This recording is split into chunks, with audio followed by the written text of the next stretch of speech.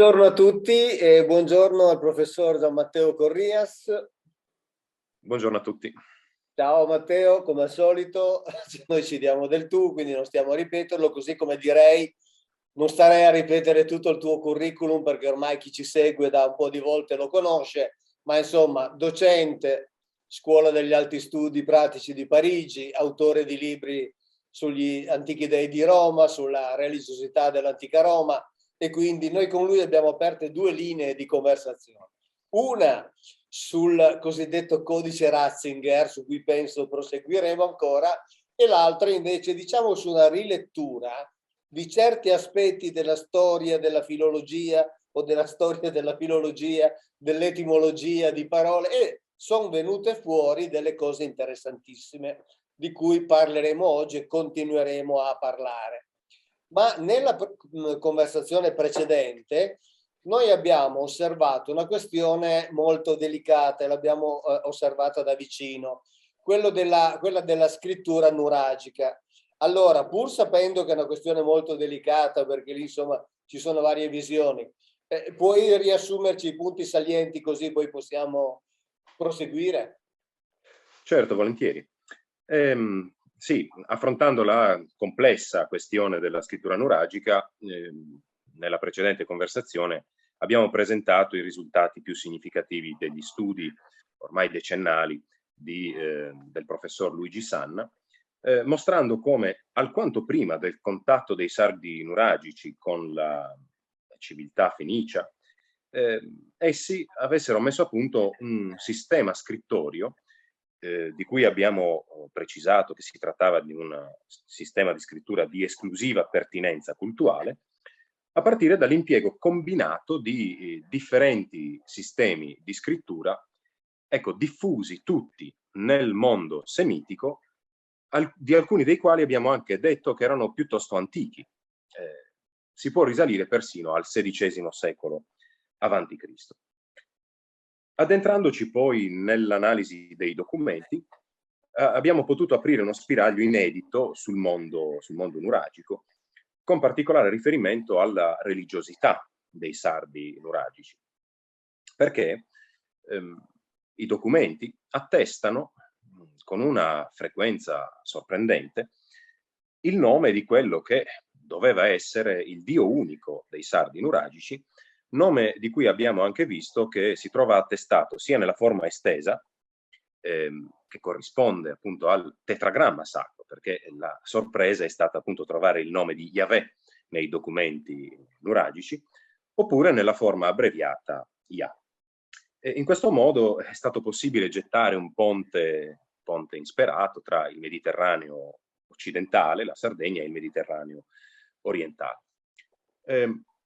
Osservando ancora più da vicino poi le fonti, le attestazioni epigrafiche, abbiamo potuto osservare fondamentalmente due aspetti dello Yahweh nuragico, che sono il primo, quello legato alla radice nur, e cioè la luminosità, la luce, e osservavamo già nella nostra precedente conversazione come questo carattere luminoso lo Yahweh nuragico lo condivida fondamentalmente con tutte quelle che convenzionalmente vengono chiamate divinità del mondo arcaico, non ultime per esempio le divinità romane. Lo stesso termine deus, divus, sono riconducibili a una radice indoeuropea che significa semplicemente questo, luminoso. E il secondo carattere dello Yahweh nuragico è quello legato all'altro termine, altro vocabolo, che è Ak. Ak, che è un termine che doveva essere esclusivamente nuragico, quindi un termine della lingua nuragica, di cui abbiamo detto che a partire dalle attestazioni, soprattutto dalle corrispondenze pittografiche, è possibile leggere come toro, tradurre come toro. A proposito di quest'ultimo termine, se volessimo studiarne l'etimologia, tanto diciamo che non è possibile formulare un'ipotesi in senso univoco, però servendoci dei sussidi etimologici possiamo formulare almeno due ipotesi, e da qui insomma il nostro discorso oggi prende l'avvio. La prima via che si può seguire è quella più rodata, diciamo così, più tradizionale, che segue il modello derivazionista indoeuropeo tradizionale. Per cui, basandoci ad esempio sul buon dizionario indoeuropeo curato da Franco Rendice, si può assimilare questa radice hac, questo termine, scusate, hac, alla radice indoeuropea hac, che si ritrova in termini latini, ad esempio, come aceo, acutus, acumen, agmen, e che significa semplicemente acuto, cioè essere appuntito. Se poi volessimo, ad esempio, tentare una esplorazione diversa, potremmo servirci anche del lavoro di Giovanni Semerano, che abbiamo richiamato ugualmente la volta scorsa, di cui ci stiamo entrambi, a quanto ho visto, servendo nei nostri ultimi lavori di ricerca, e allora potremmo utilizzare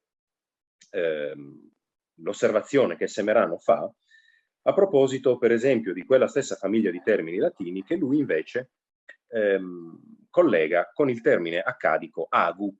Agu in accadico significa scure, e a questa stessa famiglia appartiene anche la parola ebraica H, che invece significa uncino. Ecco, in entrambi i casi, qualunque delle due vie si voglia seguire, è chiaro, in riferimento appunto al toro e alla taurinità, questo richiamo all'elemento distintivo fondamentale della taurinità, cioè le corna e la loro forma appuntita. La volta scorsa ricordo che avevamo richiamato anche un'altra possibilità, che è quella di collegare il termine nuragico ac con il vocabolo camitico ac, che invece si riferisce allo splendore, e in particolare allo splendore proprio della divinità.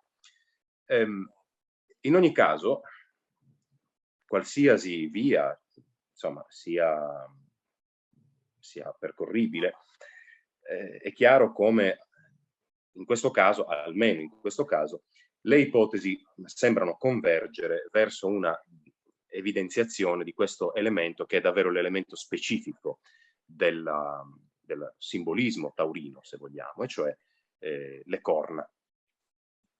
Senti, ma adesso tu hai citato prima Rendici, io ricordo che in quel dizionario, ad esempio, la lettera D, la consonante, quella che è l'inizio di molti termini che rimandano alla divinità come i Deva, eccetera, significa proprio luce, e quindi questo richiamerebbe direttamente proprio all'elemento luminoso a cui hai fatto cenno tu. Senti, però per il termine Ag tu hai detto quindi che ci sono più possibilità, due o forse addirittura tre. Ecco, ma puoi dirci qualcosa in sintesi sulla lingua, quindi a questo punto, degli antichi nuragici?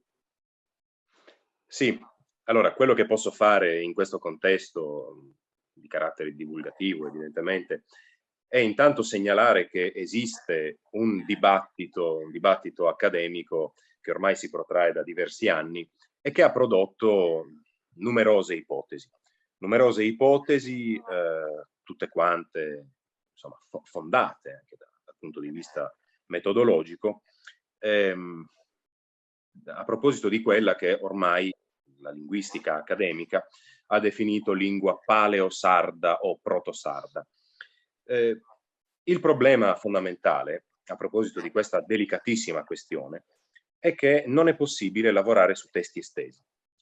E infatti chi si è avventurato nella ricostruzione di questo aspetto decisamente affascinante, certo, della civiltà nuragica, quanto però difficilmente esplorabile con sicurezza e con certezza, è che appunto non si può fondare uno studio di questo tipo su testi estesi, perché oltre ai lacerti epigrafici a cui abbiamo fatto riferimento anche noi, non si può disporre d'altro se non, ad esempio, così come hanno fatto i diversi studiosi che magari richiamerò subito, non ci si può basare se non, ad esempio, sui toponimi o sui fitonimi o su aspetti particolari della lingua sarda attuale che si ritrovano in aspetti tradizionali, della cultura isolana.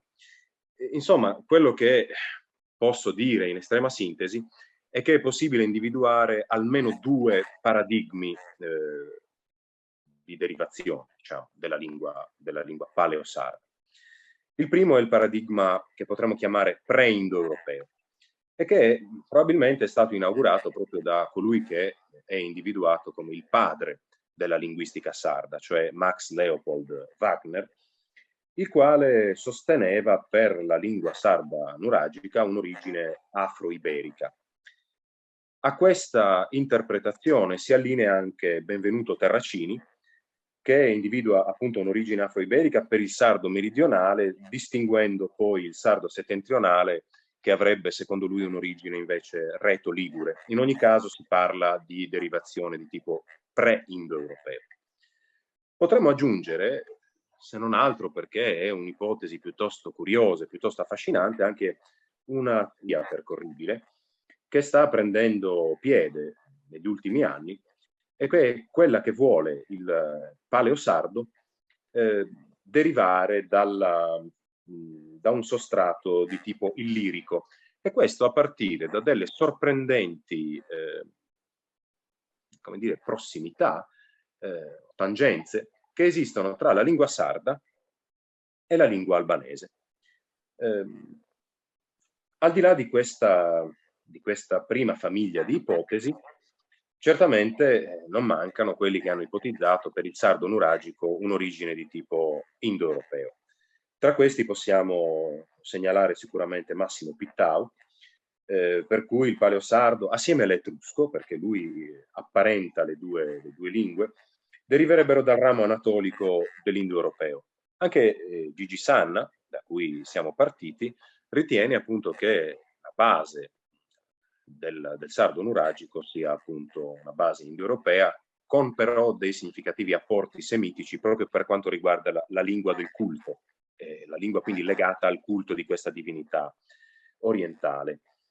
Potremmo anche aggiungere una terza famiglia, diciamo così, una terza ipotesi o un terzo paradigma, se vogliamo, che è quello proposto da Salvatore De Dola, glottologo e infaticabile ricercatore degli aspetti linguistici e della cultura tradizionale dell'isola, che invece propone un paradigma semitico integrale.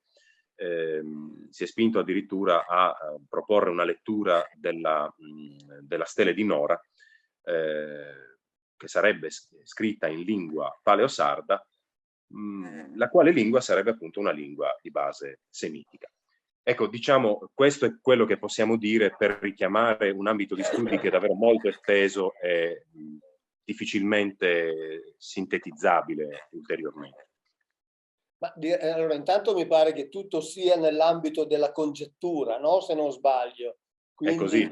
Però la cosa curiosa è che con lo stesso nome di Yahweh siamo nell'ambito della congettura, nel senso che tu sai che i tentativi di tradurlo, di interpretarlo sono stati fatti, e direi sono tutti quelli possibili immaginabili, con traduzioni da io so, da il Signore a eccolo e lui, insomma di tutto ho letto veramente.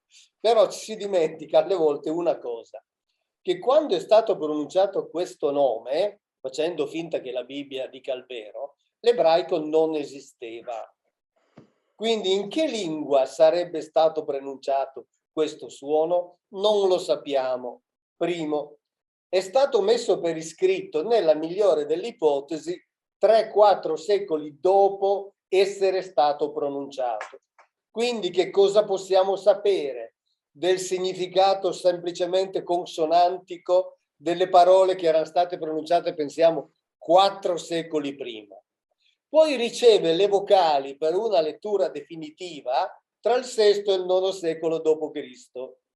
Ora siamo veramente di fronte alla congetturalità più assoluta, più totale, per cui il fatto che ci siano queste varie ipotesi sulla lingua sarda, direi prima ancora andiamo a vedere le ipotesi che ci sono sul nome di Yahweh. Ma quindi rimanendo nel simbolismo proprio associato a Yahweh nei documenti, quindi di questa epoca nuragica. Questo però non mi sembra essere un aspetto esclusivo, no? Ma un qualcosa che sia più diffuso. Assolutamente sì. Il motivo del toro, il simbolismo taurino, come tu lo hai giustamente definito, è forse uno degli elementi più trasversali delle culture arcaiche. Lo troviamo attestato fin dall'epoca neolitica e accompagna l'iconografia della Dea Madre con i suoi valori di fertilità. Possiamo richiamare la cultura indù, dove appunto l'elemento delle corna, l'elemento taurino, quindi è associato al ruggente Rudra, il cui seme rende fertile la terra. Possiamo richiamare ancora il dio Agni, le cui corna sono affilate da Brahma in persona. Il libro dei morti egiziano, dove si legge che Amon è chiamato signore delle due corna. Potremmo anche, per deviare nel vicino Oriente, richiamare l'Enlil sumerico, il dio Bel babilonese, e poi ovviamente arriviamo al mondo ebraico. Insomma, qui io non voglio, insomma, sono un po' in imbarazzo davanti a te, però ecco, al di là di tutto quello che si potrebbe richiamare a questo proposito, certamente il celebre vitello d'oro dell'Esodo, però un aspetto che mi ha sempre incuriosito è che l'elemento delle corna, l'elemento taurino, in qualche modo è associato anche allo stesso Yahweh. Ad esempio, si può richiamare Abacuc 3, dove si legge che dalla mano di Dio è emessa una luminosità che è associata appunto all'immagine del corno, all'immagine delle corna. E lo stesso Mosè che scende dal Sinai è raggiante ed emette luce, però il testo ebraico appunto dice che emette corna di luce. Questo lo si legge in Esodo 34. Ora, dalla traduzione della Bibbia dei 70, dove appunto l'elemento delle corna rimane associato alla luminosità emessa da Yahweh, queste corna di luce arrivano alla Vulgata, quindi alla traduzione latina di San Girolamo, e dalla Vulgata poi passa all'iconografia medievale di Mosè, che è sempre rappresentato con le corna. E così fa ancora nel 500 Michelangelo, che rappresenterà il suo celebre Mosè con delle corna appunto di ariete. Per passare al mondo greco arcaico, l'elemento delle corna è legato ad esempio all'usanza cerimoniale, l'usanza rituale di rivestire le corna della vittima sacrificale di una lamina d'oro, le cosiddette corna di consacrazione, di cui si può trovare traccia ad esempio nell'Odissea, nel terzo libro dell'Odissea, nel 10° libro dell'Iliade, ma sicuramente è nel mondo minoico che il simbolismo taurino predomina. Nel celebre palazzo di Cnosso noi troviamo protomi taurine, corna, rappresentazioni di tori un po' ovunque. È nota la pratica della cosiddetta taurocatapsia, cioè l'afferrare il toro per le corna e compiere delle acrobazie saltandoci sopra. È intesa generalmente questa pratica come una vera e propria prova iniziatica a cui tutti i giovani venivano sottoposti. E poi certamente associabile alla figura, all'elemento del toro, è quella figura di sovrano leggendario e primo legislatore dell'isola di Creta che è Minosse, assieme alla sua proiezione mitica che è il Minotauro, questa creatura mostruosa legata al filone mitografico di Teseo. E la cosa curiosa è che il nome di Minosse, se torniamo ancora una volta all'utilissimo a questo punto Semerano, appare etimologicamente apparentato all'accadico mensu. Mensu significa condottiero, e alla stessa radice è legato da Semerano anche il nome di Mosè, cioè il Mosè biblico, di cui appunto abbiamo già detto che anche egli è cornuto, e quindi torna anche ancora una volta questo collegamento con le corna, con l'elemento distintivo del toro. Per arrivare alla Sardegna, il culto del toro anche in Sardegna si sviluppa con il Neolitico, e ne danno testimonianza le numerose incisioni e le numerose pitture contestuali alle cosiddette domus deianas, le case delle fate cosiddette, quindi siamo in epoca addirittura pre-nuragica, e poi l'elemento taurino arriva a trionfare in epoca nuragica, sia con i celebri bronzetti che rappresentano dei tori, dei bovidi, sia con la rappresentazione di navicelle la cui prua è sormontata da una protome taurina, e sia addirittura nella pianta stessa di quello che è forse l'elemento architettonico più caratteristico dell'epoca nuragica, insieme ovviamente ai nuraghi, cioè le tombe dei giganti, la cui pianta riproduce appunto notoriamente e senza ombra di dubbio una protome taurina. Questo tra l'altro mi fa venire in mente tutta una serie di cose, per esempio quando tu hai citato Abacuc 3, versetti 3 e 4, lì si dicono in effetti due cose interessanti. La prima, che Yahweh viene collocato nel Teman, cioè si dice che questo Yahweh è signore del Teman. Ora, siccome e la stessa cosa tra l'altro è detta negli ostraca della cultura ugaritica, quindi come dire una ulteriore conferma, ecco, di ciò che dice la Bibbia e di ciò che veniva detto esternamente. E quindi già lui viene collocato in una certa zona per quanto riguarda il Medio Oriente. Ora, le cose che stanno venendo fuori da te collocano Yahweh in un'altra dimensione geografica, che è quella della Sardegna. Io trovo tutto questo molto interessante, perché ancora di più mi dà l'idea che la Bibbia sia ciò che da sempre vado dicendo, la storia di un popolo e del suo rapporto con quello lì, ma non è mica detto che quello lì avesse solo rapporto con quelli, può darsi benissimo che si interessasse di ben altro, e la cosa veramente mi piace tantissimo. Poi per quanto riguarda Mosè, oltre al discorso del Teman, per esempio se noi prendiamo la tradizione della New American Standard Bible, proprio queste corna le chiama rays flashing, cioè proprio dei raggi luminescenti, dei raggi lampeggianti che, dice Abacuc, uscivano dalle sue mani, che contengono il suo potere. Anche qui, insomma, quindi ci sarebbero da fare tutta una serie di discorsi. E Mosè in effetti è stato rappresentato perché questi cheren, cioè queste corna raggi che gli uscivano apparentemente, insomma, dalla faccia, non necessariamente dalla testa, poteva essere appunto anche questa luminosità, questa radiosità che lui emanava dopo essere stato esposto agli effetti di quella roba che non sappiamo che cos'è, che è il Kavod, ma di fronte alla quale, ricordiamo, non poteva stare, e lui, per poterla vedere senza morire, si è dovuto nascondere dietro delle rocce che l'hanno protetto evidentemente da un qualcosa da cui Dio non era in grado di proteggerlo, e questo la Bibbia lo dice molto chiaramente, e quindi poi ne viene giù anche bruciato. Quindi questo discorso, questa commistione tra corna e raggi è veramente molto, molto, molto interessante. Ma è possibile quindi dare una interpretazione che ci aiuti un po' a capire la diffusione che ha avuto questo simbolismo, insomma?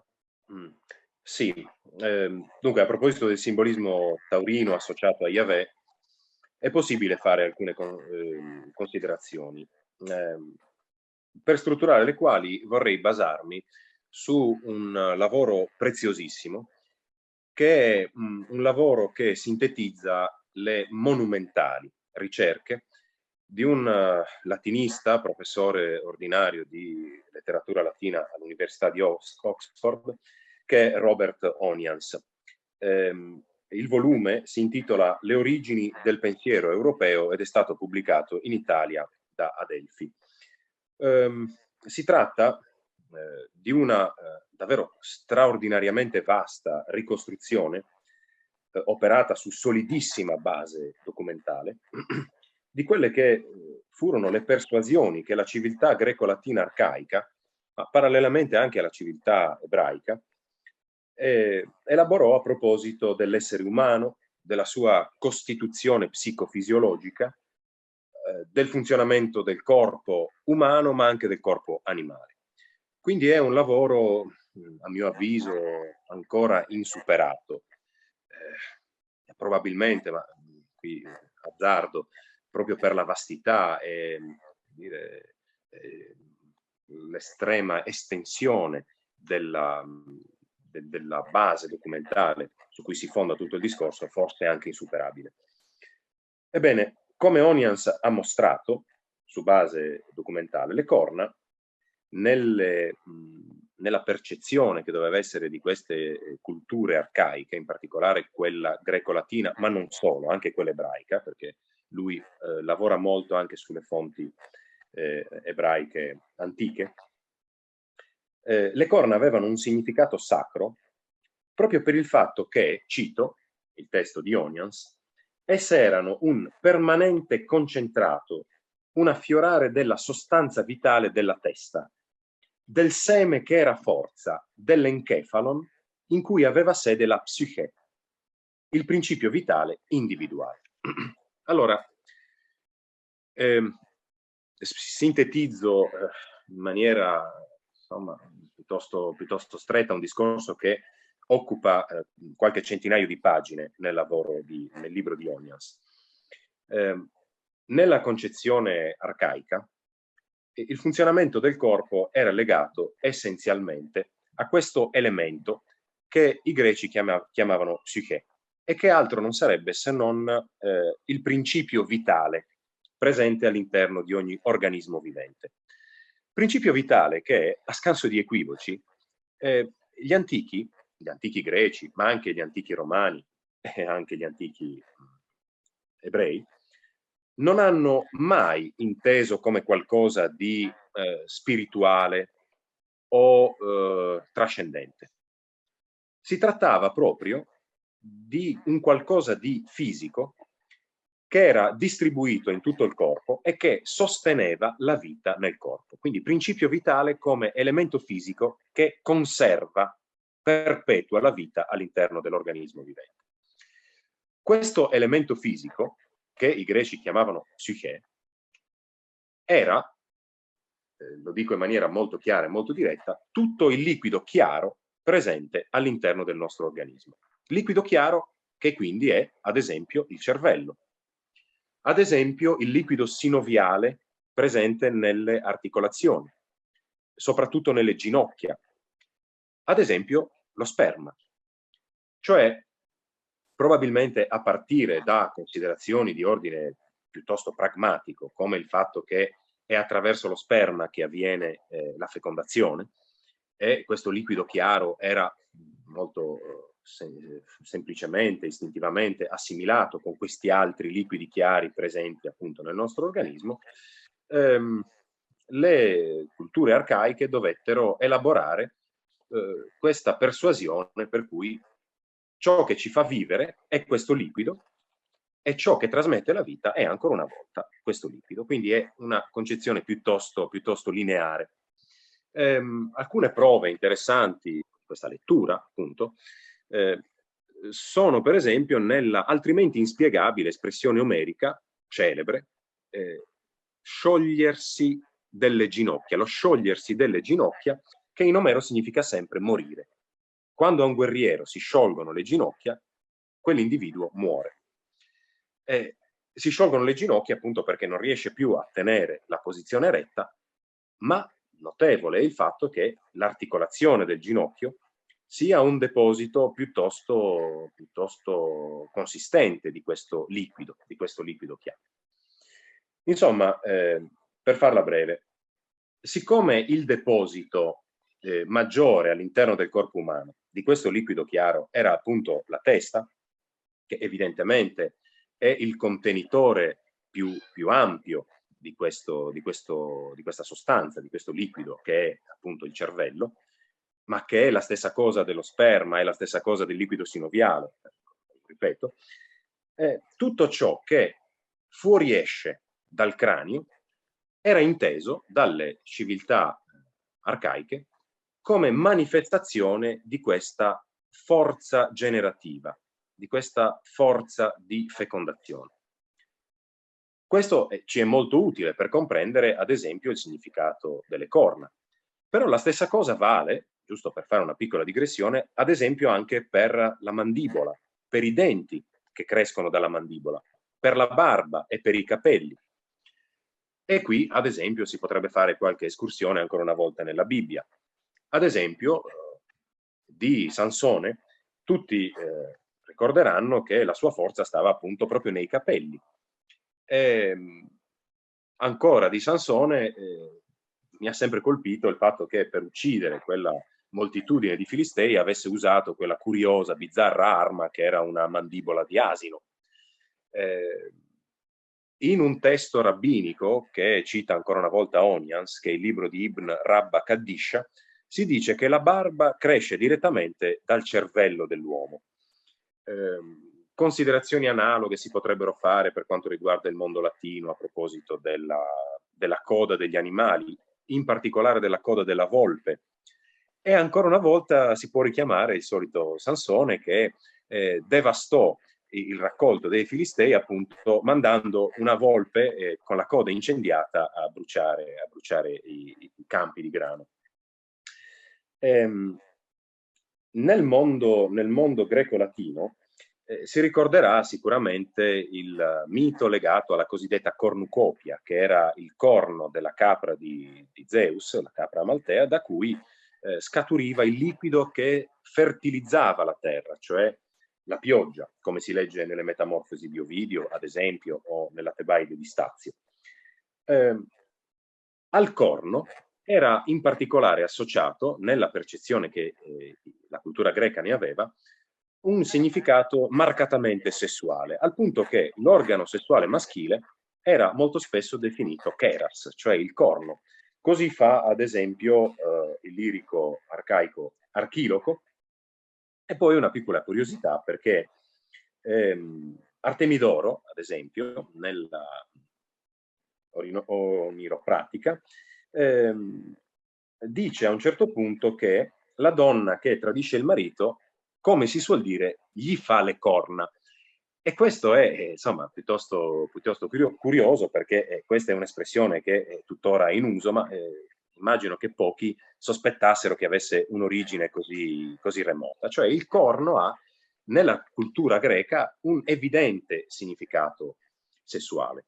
Questa simbologia legata appunto alla forza di fecondazione, alla potenza, ci spiega anche probabilmente il significato che poi le corna assumono come simbolo di regalità, di autorità regale, quindi un simbolo di elevazione, di potenza nel senso dell'elevazione per l'appunto. Al punto che intanto in latino corona e cornu hanno evidentemente la stessa radice. E Giovanni Semerano, ancora nel suo dizionario etimologico, collega il sostantivo corona proprio all'accadico carnu, che significa, curiosamente, sia corno sia falce di luna, cioè il corno di luna.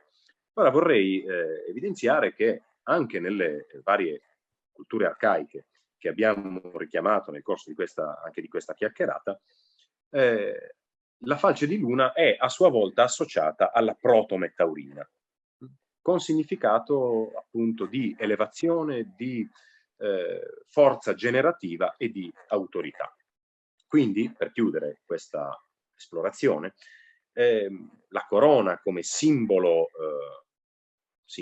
per eccellenza della regalità non sarebbe se non una rielaborazione, un'evoluzione, diciamo così, di questo elemento primordiale che sono proprio le corna e che inizialmente, appunto nell'arcaismo, noi troviamo associate proprio alla figura autorevole, alla figura del sovrano.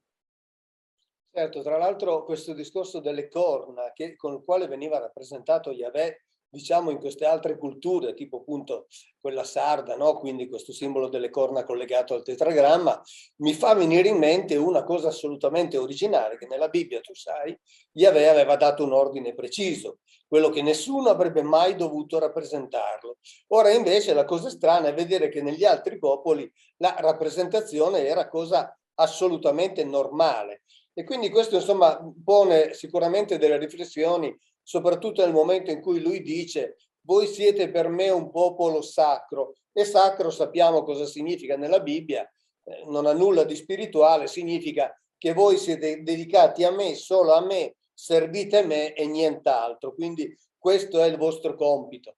E questo tra l'altro fa venire in mente poi l'evoluzione dell'idea del Messia, per cui gli israeliti dicono che alla fine il Messia non è un uomo solo, ma è l'intero popolo di Israele che ha un compito nei confronti dell'umanità. E quindi ecco, questo fatto che lui non volesse essere rappresentato in Israele, mentre vediamo che era tranquillamente legato al simbolismo delle corna in altri ambiti, direi è una cosa quantomeno da approfondire, perché non è così normale, non è così intuitiva. Gli altri facciano quello che vogliono, voi no. Ecco, quindi questo mi sembra un aspetto abbastanza interessante. Senti, ma tornando adesso alla Sardegna, tu prima facevi tutta una serie di corrispondenze, ma si può spiegare una corrispondenza in particolare che appare abbastanza evidente, che è quella tra l'antica cultura sarda e la civiltà minoica, cioè Creta in particolare? Quindi ci puoi dire qualcosa?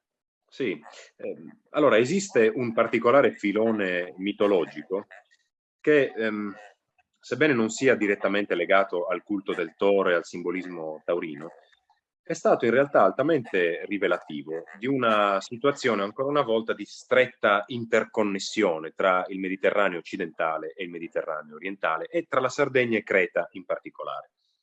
Mi riferisco al mito dell'automa bronzeo Talos, di cui ci parlano alcune fonti, ad esempio il paremiografo greco del secondo secolo d.C. Zenobio e poi fonti più tarde, fonti bizantine come la Suida e gli Scolia a Platone. Allora, chi era questo Talos? Intanto è interessante il fatto che si stia parlando di un automa, quindi è rappresentato in maniera inequivocabile come una macchina, un robot, potremmo dire.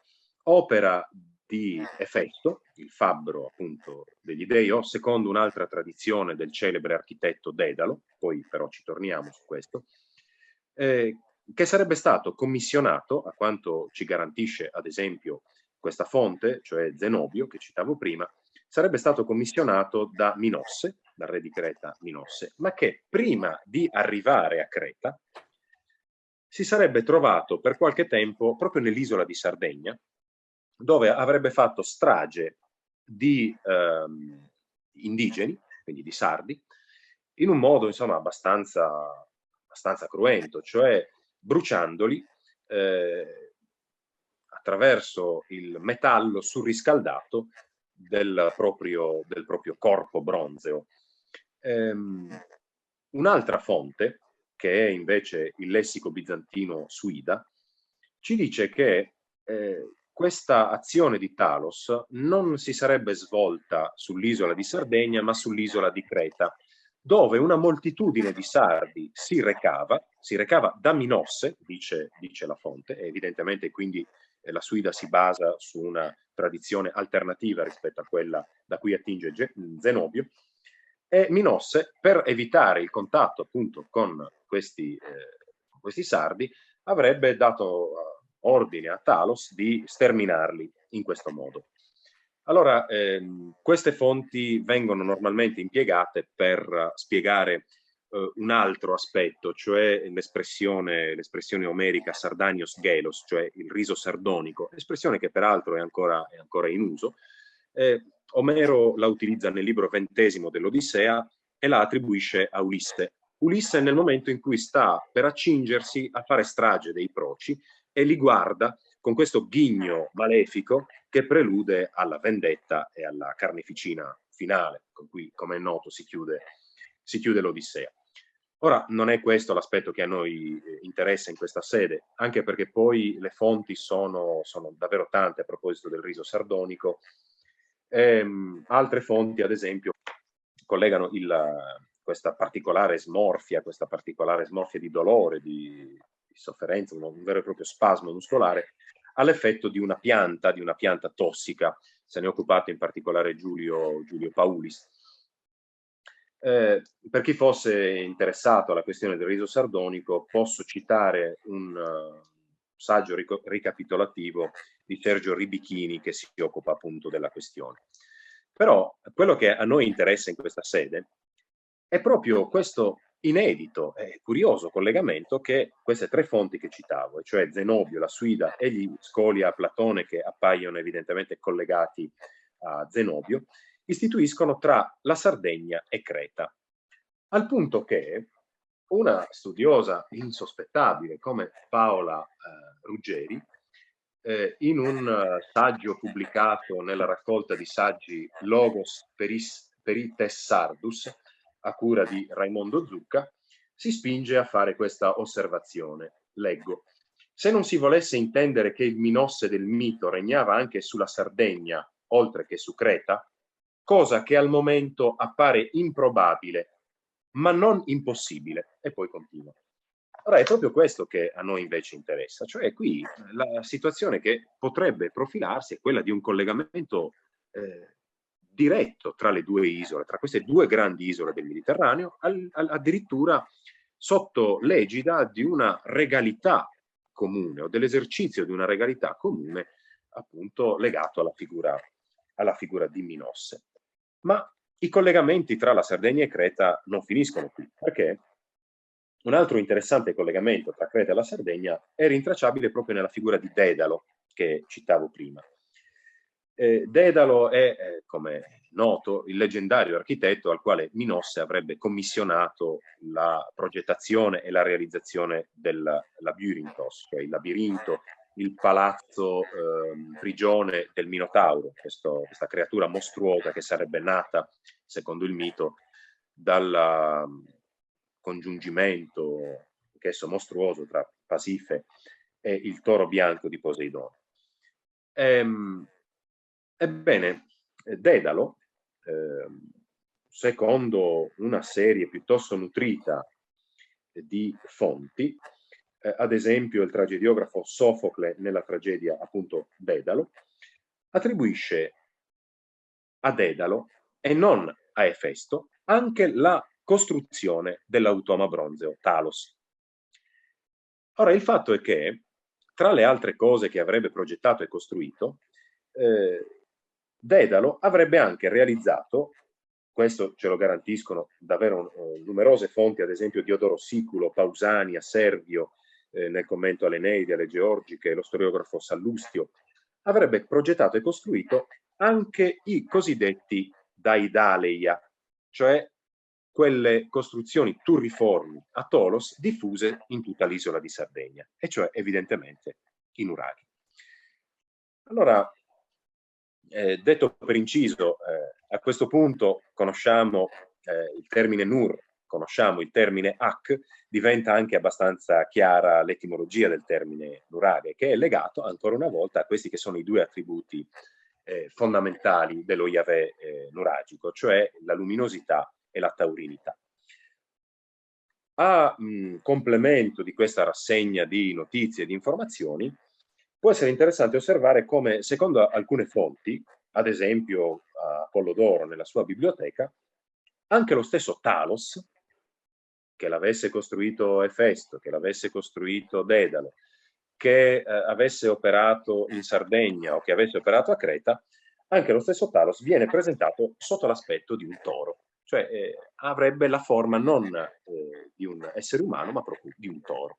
Sì, quando tra l'altro parli di Yahweh e del collegamento con il Nur Ag, effettivamente fa venire un po' le pelle d'oca, perché pensare appunto anche a questo collegamento che dal punto di vista filologico in realtà unirebbe due realtà, quella della, insomma, di una persona, un carne ed ossa, e con la costruzione di questi nuraghi sulla cui appunto età e sulla cui tipologia di costruzione, motivi, eccetera. Tu sai benissimo che si parla da anni, perché non si arriva ovviamente, non si arriva ad una conclusione che sia condivisa. Ma che significato possiamo attribuire quindi a tutte queste corrispondenze che, insomma, stare ad ascoltarti non sembrano certamente essere casuali? Dunque, diciamo che la critica storiografica già da tempo ha osservato in maniera concorde come Efesto o Dedalo e la sua creatura bronzea, cioè Talos, rappresentino in maniera significativa lo sviluppo dell'attività e della produzione metallurgica, quindi con il conseguente fiorire di scambi commerciali e non solo, anche scambi di conoscenze evidentemente, all'interno del bacino del Mediterraneo, tra l'Egeo e il Mediterraneo occidentale, quindi tra il Mediterraneo orientale e il Mediterraneo occidentale, e quindi la Sardegna per l'appunto. Del resto l'archeologia ha confermato ad usura la densità di rapporti tra Creta e la Sardegna, soprattutto in epoca micenea. Ad esempio, ne sono testimonianza i celebri pani di rame di tipo cretese cipriota, quelli che hanno la forma a pelle di bue essiccata, rinvenuti un po' ovunque in Sardegna, per esempio a Nuragus, a Villanova Forru, a Lanusei, a Tertenia, a Ozieri, oltre ai numerosi ritrovamenti di ceramica micenea, databili addirittura al XIV secolo a.C., e quindi potremo citare i ritrovamenti di Decimo Puzzu, di Tarros e di Orroni. Certamente però, come anche suggerivi tu, le suggestioni mitologiche che abbiamo discusso consentono forse di intravedere tra le due grandi isole mediterranee, quindi tra la Sardegna e Creta, un legame assai più stretto di quanto forse non si sia sospettato finora. È probabilmente un legame fondato su un esercizio concreto della regalità. Un esercizio concreto della regalità che ha nel toro, e più in generale nella taurinità, forse il suo emblema più significativo. Allora, senti, questo discorso della taurinità, quindi come simbolo della regalità, simbolo della potenza, mi fa venire in mente, vabbè, intanto prima ancora, il discorso di Efesto che costruisce, Efesto o forse Dedalo, che costruisce Talos, mi richiama a ciò che ho detto in, non mi ricordo quale, dei video che ho dedicato al rapporto tra Bibbia e libri omerici che tu con mio grande piacere citi spesso, e ho citato le università greche nelle cui facoltà di ingegneria Efesto è definito veramente un ingegnere nel senso moderno e un costruttore di robot, insomma, quindi un personaggio, come dire, molto, molto, molto reale. Poi però mi fa venire in mente anche il toro di Wall Street, hai presente? Forse ce l'abbiamo presente tutti, quell'opera scultorea di Arturo di Modica, che rappresenta il toro, che rappresenta la potenza economica degli Stati Uniti, in questo caso non quella sessuale, ma la potenza economica e la potenza del capitalismo. E poi, scusa, permettimi, ma in questo momento io sono a Torino, sai che io sono di Torino, e quindi Torino, cioè, come dire, gioco in casa. Torino è la città del toro, è la città, tra l'altro, sulle cui origini, insomma, ci sono anche qui varie congetture, ci sono quelle che la legano appunto anche all'Egitto, insomma ci sarebbero tracce in questo senso, ma insomma non fa parte al momento del nostro discorso, però insomma siamo nella città del toro e quindi nella città che lo simboleggia per eccellenza. Ok, senti Matteo, io direi che hai messo veramente sul piatto un sacco di elementi, tutti interessanti, tutti curiosi, per quel che mi riguarda, tutti questi collegamenti con Yahweh e soprattutto la possibilità di collocarlo geograficamente in altre parti, come dire, me lo rende sempre più tangibile, sempre più vero, sempre più concreto e sempre più lontano da quell'elaborazione fantasiosa che ne è stata fatta. E quindi questo mi fa immensamente piacere. Allora io ti ringrazio, ti do ovviamente un arrivederci, perché so benissimo che noi continueremo a chiacchierare, perché abbiamo, come ho detto all'inizio, due linee sulle quali andare avanti, con curiosità che vengono fuori di volta in volta, e quindi grazie a tutti quelli che ci hanno ascoltato e arrivederci a te. Arrivederci a tutti. Ciao, grazie, alla prossima.